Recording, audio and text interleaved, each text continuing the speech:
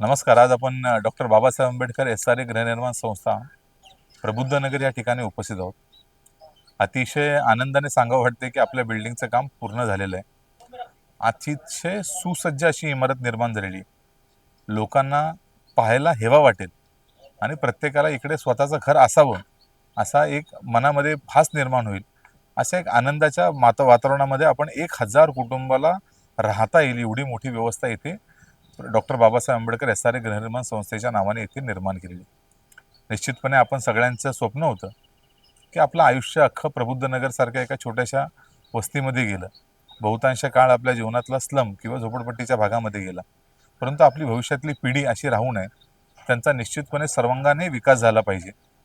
त्यांना चांगल्या घरं मिळाली पाहिजेत.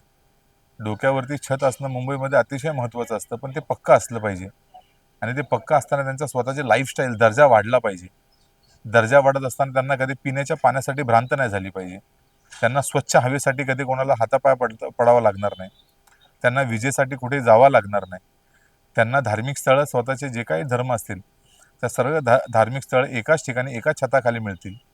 एकाच कॅम्पसमध्ये त्यांना अतिशय चांगलं गार्डन मिळेल, पिण्याच्या पाण्याची टाकी मिळेल. अशा सगळ्या व्यवस्था निर्माण करण्याचा आपण डॉक्टर बाबासाहेब आंबेडकर SRA गृहनिर्माण संस्थेच्या वतीने आणि आपले असलेले डेव्हलपर टाटा पॉवर कंपनीच्या वतीने आपण इकडे निर्माण करून देण्याचं काम केलं. 1000 लोकवस्ती होती आपल्याकडे अंदाजे. ते 1000 लोकवस्तीपैकी 1000 घरं बनवली आहेत, त्यांची दुकानं निर्माण केलेली आहेत. आणि फक्त आपण घर आणि दुकानापुरतं मर्यादित राहिलो नाहीत, तर आपण जर नीट पाहिलं तर अवतीभोवतीच्या परिसरामध्ये कुठेच नाही असं आपल्याकडे अतिशय सुंदर गौतम बुद्धांचं बुद्धविहार आपण बनवलेलं आहे. निश्चितपणे बुद्धविहार आपल्या वस्तीमध्ये अगोदरही होतं, आजही आहे. परंतु यंदा आपण जे बुद्धविहार बनवलं ते सारनाथच्या भूमीच्या धर्तीवरती ज्या पद्धतीचं बुद्धविहाराचं निर्माण सम्राट अशोकांनी केलेलं आणि नंतरच्या काळामध्ये जापानच्या लोकांनी येऊन तिथे त्याचा रेप्लिका बनवला. त्याचंच डिझाईन आपण फॉलो करत प्रबुद्ध नगरमध्ये त्याच बुद्धविहाराची पुनःकृती एक निर्माण करण्याचं काम केलेलं आहे. तसंच आपण जर पुढे पाहिलं तर ह्याच लोकवस्तीमध्ये किंवा ह्याच सोसायटीच्या आवारामध्ये आपण एक अतिशय सुंदर अशी मस्जिद बनवलेली आहे. मुस्लिम धर्मीय लोक जरी थोडे असले तरी त्यांची मस्जिद पूर्वीपासून आपल्या विभागामध्ये होती. आणि ती मस्जिद बनवत असताना उगीच काहीतरी हँकी पँकी मस्जिद न बनवता अगदी अरबमध्ये ज्या पद्धतीची मस्जिद असते त्या डिझाईनवरती ग्रहित धरून किंवा त्याला आधार घेऊन आपण अतिशय सुंदर अशी मस्जिद बनवली. हिंदू धर्मीय लोकांसाठी आपण मंदिर देखील अतिशय सुंदर बनवलं. म्हणजे प्रत्येकाच्या धर्माचा अतिशय आदर भावनेने आपण तिकडे वर्तणूक करण्याचा किंवा आपल्या कृतीतून ते दाखवून देण्याचं आपण काम केलेलं आहे. लोकांच्या कल्याणासाठी भविष्य काळामध्ये ज्या ज्या गोष्टी आवश्यक आहेत, मग ती पिण्याची पाण्याची टाकी असो, पिण्याची पाणी टाकीची आपली अंदाजे 42 फूट डीप म्हणजे अंदाजे 4 माळे खाली आणि असं जर मोजायला गेलं तर अंदाजे 1.25 एकरची पिण्याच्या पाण्याची टाकी आहे. म्हणजे ही जर योग्य पद्धतीने आपण पाण्याची टाकी भरून ठेवली तर निश्चितपणे बृहन्मुंबई महानगरपालिकेच्या वतीने जर आपल्याला 30 दिवस पाणी दिलं नाही तर आपण 30च्या 30 दिवस स्वतःच्या पाण्याच्या टाकीवरती 1000 कुटुंबांना पाण्याची व्यवस्था करून देऊ शकतो. हो, पण निश्चितपणे त्याला पाण्याचं आपल्याला थोडंसं बंधन किंवा डिसिप्लिन ज्याला बोलतो 2 तास 1 तास असं काहीतरी ठेवावं लागेल, जेणेकरून हे पाणी सगळ्यांना मुबलकपणे मिळेल देखील. त्याच पद्धतीने आपल्या बिल्डिंगमध्ये जे अस्वच्छ पाणी येईल, मग रेन वॉटर हार्वेस्टिंगच्या माध्यमातून असेल, पावसाचं यंदा जमा होणारं पाणी असेल किंवा जे आपण आंघोळीला पाणी यूज करतो किंवा धुणे भांडे करायला पाणी जे यूज करतो ते पाणी देखील स्वच्छ करून इतर सोसायटीच्या कामांसाठी म्हणजे अगदी गार्डनपासून तर स्वच्छता काही करायची असेल तर सगळ्या कामांसाठी टॉयलेटमध्ये फ्लश करण्यासाठी अतिशय सुंदर असं HTPचा प्लांट आपण निर्माण केलेला आहे. म्हणजे आपलं पाणी बाहेर जाणारच नाही, ते सगळं आतल्या स्वच्छ होईल आणि पुन्हा आपल्या सोसायटीसाठी कसं युटिलाइज करता येईल आपल्याला त्याच्या दृष्टिकोनातून आपण HTPचा प्लांट निर्माण केलेला आहे. ह्या बिल्डिंगला भविष्यात कधीही आग लागली तर अतिशय सुंदर असं फायर इक्विपमेंट्स आपण इकडे लावून घेतलेले आहेत. इंडस्ट्रीयल लेवलची फायर सेफ्टी आपण इकडे पाहिलेली आहे. कमर्शियल इस्टॅब्लिशमेंटमध्ये आणि रेसिडेन्शियल इस्टॅब्लिशमेंटमध्ये वेगवेगळ्या पद्धतीची फायर सिक्युरिटी असते. परंतु ज्या पद्धतीची कंपनीमध्ये असते HPCL, BPCL, RCF, टाटा अशा कंपन्यांमध्ये असते तशीच आपल्याकडे फायर सिक्युरिटी सिस्टम आपण आपल्या एरियामध्ये लावून घेतलेली.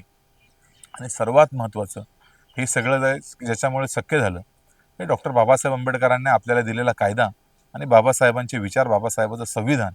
आणि म्हणूनच ह्या लोकवस्तीने सगळ्यांनी एक निर्णय घेतला. निश्चितपणे आमचे अध्यक्ष प्रकाश भोसले साहेबांची इच्छा होती की ज्या महामानवाने आपल्याला माणसात आणलं, समाजात आणलं, कृतज्ञताचा भाव म्हणून त्यांना आपण आपल्या लोकवस्तीमध्ये आणायचं, आपण प्रबुद्धनगरमध्ये आणायचं. आणि मी स्वतःला खूप भाग्यशाली समजतो की आमच्या कमिटीच्या माध्यमातून असेल किंवा प्रबुद्धनगरच्या सगळ्या जनतेच्या माध्यमातून असेल, डॉक्टर बाबासाहेब आंबेडकरांचा पूर्णकृती 8 फुटाचा पुतळा आम्ही प्रबुद्धनगरमध्ये बसवण्याचं नियोजन सर्व केलेलं आहे. त्यासाठी सरकारी लागणाऱ्या सगळ्या परवानग्या आम्ही घेतलेल्या आहेत. एखाद दोन परवानग्या आहेत, त्या पुढे मागे आज ना उद्या क्लिअर होऊन जातील.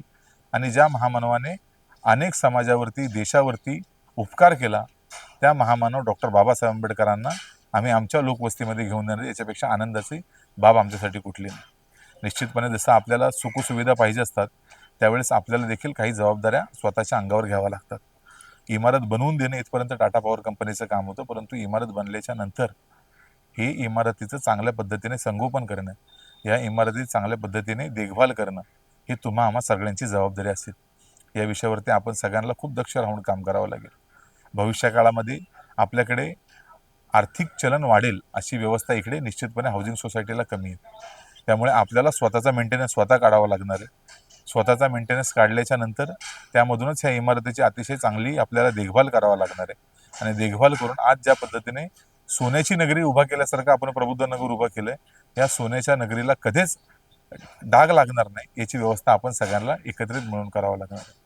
आपण जर पाहिलं तर आपल्या वस्तीच्या गेटला किंवा प्राथमिक भागामध्ये एंट्री किंवा एक्झिटला आत आल्याच्या नंतर आणि बाहेर जाताना आपण गौतम बुद्धांनी ज्या ज्या ठिकाणी धम्म कार्य केले त्या त्या ठिकाणी सम्राट अशोकाने नंतरच्या काळात सांचीचे स्तूप त्याचं गेट बनवण्याचं काम केलेलं, तशाच पद्धतीचं गेट प्रबुद्धनगरच्या इमारतीला आपण देण्याचं काम केलेलं आहे. हे सांचीच्या स्तूपाचं तोरण आपल्याला दर्शवतं की निसर्गाचे आपल्याला महत्त्व ठेवायचं आहे, महिलांचा आदर करायचा आहे, उद्योग व्यापाराकडे लक्ष द्यायचं आहे आणि आपल्या सोबतच्या सगळ्या लोकांना पुढे घेऊन जाण्याचा एक कल्याणकारी मार्ग आपल्याला शोधून काढायचा आहे. या कल्याणकारी मार्गाला शोधत असताना आपण सगळे आम्हाला सहकार्य कराल एवढे आपण सगळ्यांकडे अपेक्षा करतो.